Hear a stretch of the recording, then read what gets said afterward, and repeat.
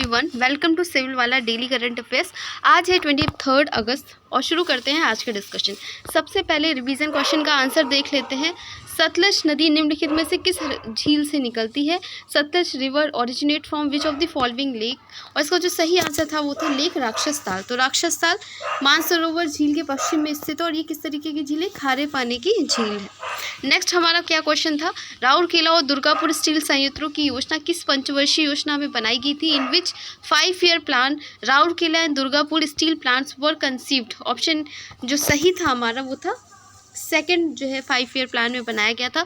तो द्वितीय पंचवर्षीय योजना की जो अवधि थी, जो ड्यूरेशन था, वो भी पूछ लिया जाता। तो 1956 से 1961 तक था। राउरकेला स्टील संयंत्र 1961 में जर्मन फर्म के सहयोग से जो है स्थापित किया गया था।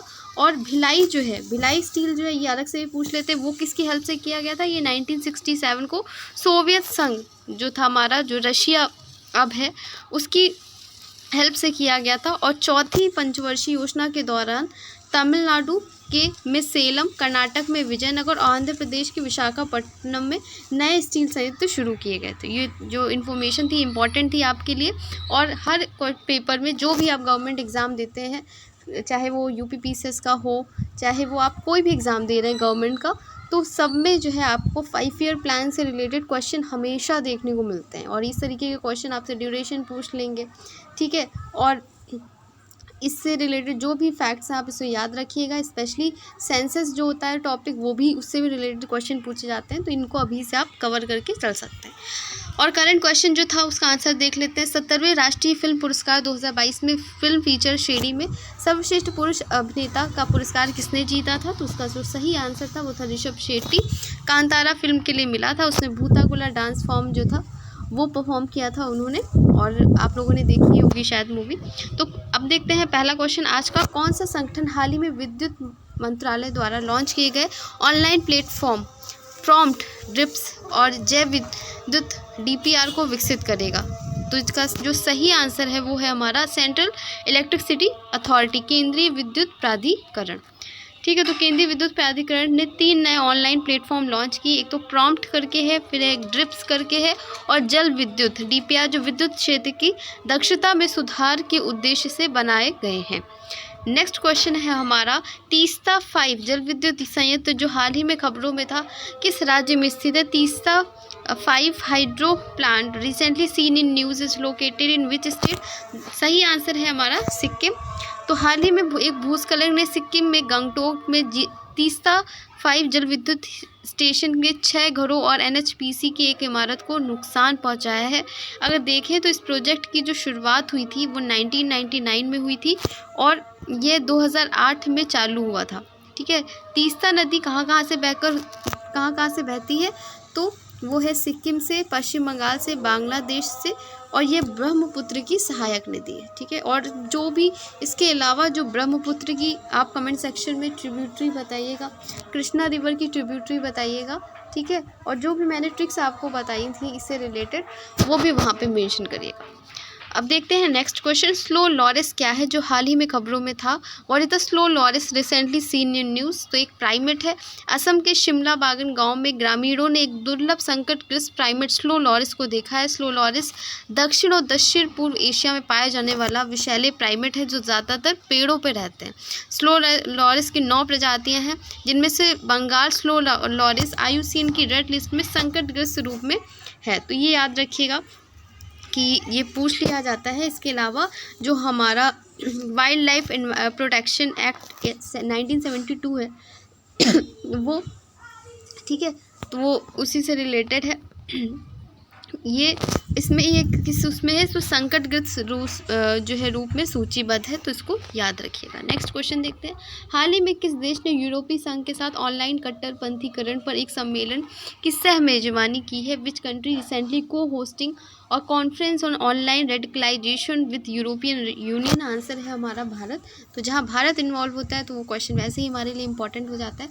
भारत ने यूरोपीय संघ के साथ ऑनलाइन कट्टरपंथीकरण पर एक सम्मेलन की सह मेजबानी की है। ये सहयोग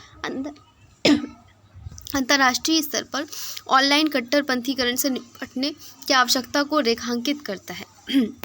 ये अगर देखें तो यूरोपीय संघ जो हमारा है, यूरोपियन यूनियन 27 देशों का एक महत्वपूर्ण राजनीतिक और आर्थिक संघ है। मुख्य रूप से जो है यूरोप में स्थित है और 2022 में 449 मिलियन लोगों की आबादी, वैश्विक जीडीपी में इसका एक छठा योगदान देने वाले ईयू इस पहल में एक महत्वपूर्ण वैश्विक भागीदार है। तो ये याद रखिएगा। नेक्स्ट हमारा जो क्वेश्चन है देखते हैं, हाल ही में वैज्ञानिकों ने किस ग्रह पर तरल पानी का भंडार खोजा है? Recently the scientist have discovered a reservoir of liquid water on which planet? तो इसका जो सही आंसर है वो है मार्स, मंगल। एक अध्ययन में मंगल की चट्टानी परत के भीतर एक बड़ी मात्रा में तरल पानी की खोज की गई है, जो ग्रहों को समझने में एक महत्वपूर्ण प्रगति है।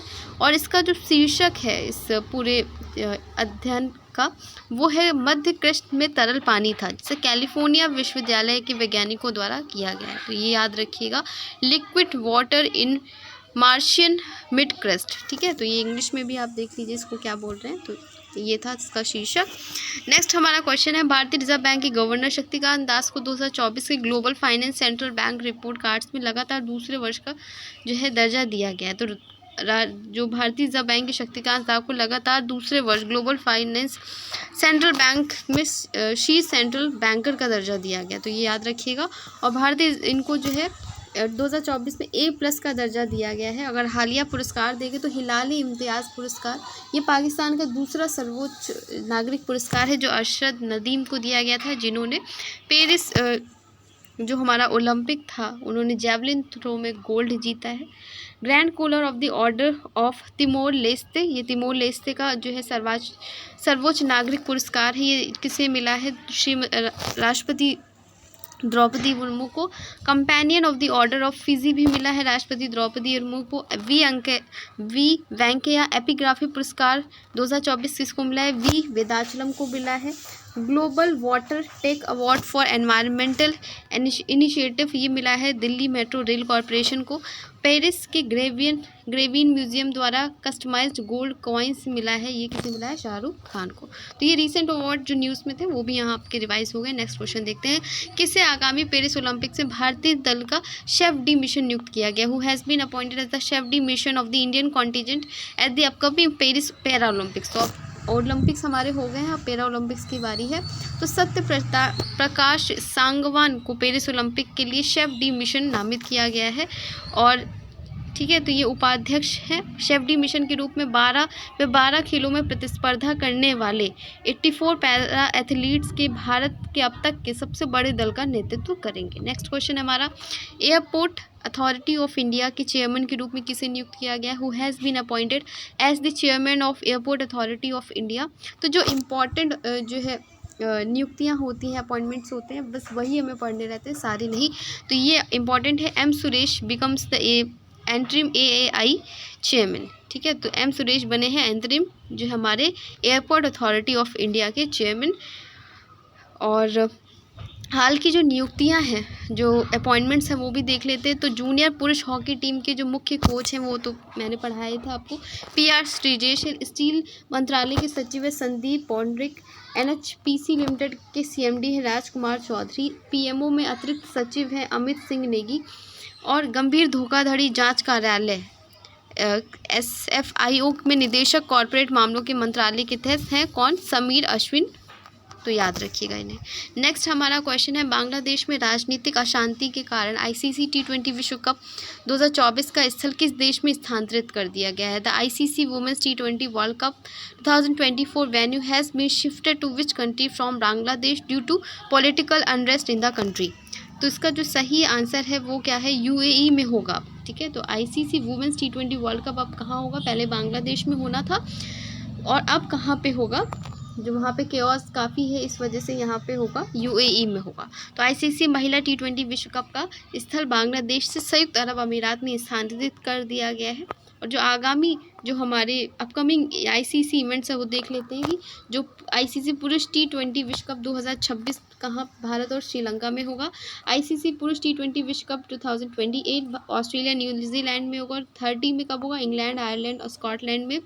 27 में विश्व कप कब होगा? ये दक्षिण अफ्रीका, जिम्बाब्वे और नामीबिया में।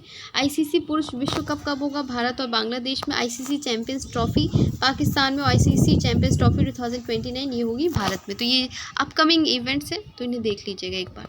नेक्स्ट हमारा क्वेश्चन है और आज का लास्ट क्वेश्चन भी। इल्के गुंडोगन ने अंतर्राष्ट्रीय फुटबॉल से संन्यास की घोषणा की है, वह किस देश से हैं? और जिसका जो सही आंसर है वो जर्मनी है। जर्मनी की कप्तान है इल्के गुंडोगन ने अंतर्राष्ट्रीय फुटबॉल से संन्यास की घोषणा की है। हाल में देखें जो खिलाड़ी रिटायर्ड हुए हैं पूछे जा सकते हैं। एंडी मरे यूके के हैं, अंतर्राष्ट्रीय टेनिस से इन्होंने संन्यास लिया है। PR श्रीजेश हैं भारत, इन्होंने अंतर्राष्ट्रीय हॉकी से संन्यास लिया है, रिटायर हुए। जेम्स एडल्सन इंग्लैंड के हैं, इन्होंने अंतर्राष्ट्रीय टेस्ट क्रिकेट से संन्यास लिया है। दिनेश कार्तिक भारत RCB के हैं, ये IPL के, तो वहाँ से इन्होंने संन्यास लिया है। टोनी क्रूस जर्मनी के अंतर्राष्ट्रीय फुटबॉल से। सुनील छेत्री भारत के हैं अंतर्राष्ट्रीय फुटबॉल से। कॉलिन मुनरो अंतर्राष्ट्रीय क्रिकेट से, और ये कहाँ के हैं? न्यूजीलैंड के। नेक्स्ट क्वेश्चन है हमारा, आज एक एक्स्ट्रा क्वेश्चन भी है। तो अगस्त 2024 में उल्ची फ्रीडम शील्ड अभ्यास निम्नलिखित में से किन दो देशों के बीच आयोजित किया गया है? इसका जो सही आंसर है वो है हमारा दक्षिण कोरिया और संयुक्त राज्य अमेरिका ने उत्तर कोरिया के सैन्य और साइबर खतरों के खिलाफ अपनी संयुक्त तत्परता को बढ़ाने के लिए सोमवार को वार्षिक ग्रीष्मकालीन सैन्य अभ्यास शुरू किया है। पूछा जा सकता है कि किसके किसके बीच में हुआ है। जो भी सैन्य अभ्यास होते हैं वो पूछे जाते हैं, तो एक्सरसाइज तो याद रखिएगा, ये दक्षिण कोरिया और संयुक्त राज्य अमेरिका के बीच में हुआ है। तो ये था हमारा करंट अफेयर्स। अब देखते हैं स्टैटिक क्वेश्चन, इनका आंसर आपको कमेंट सेक्शन में करना है।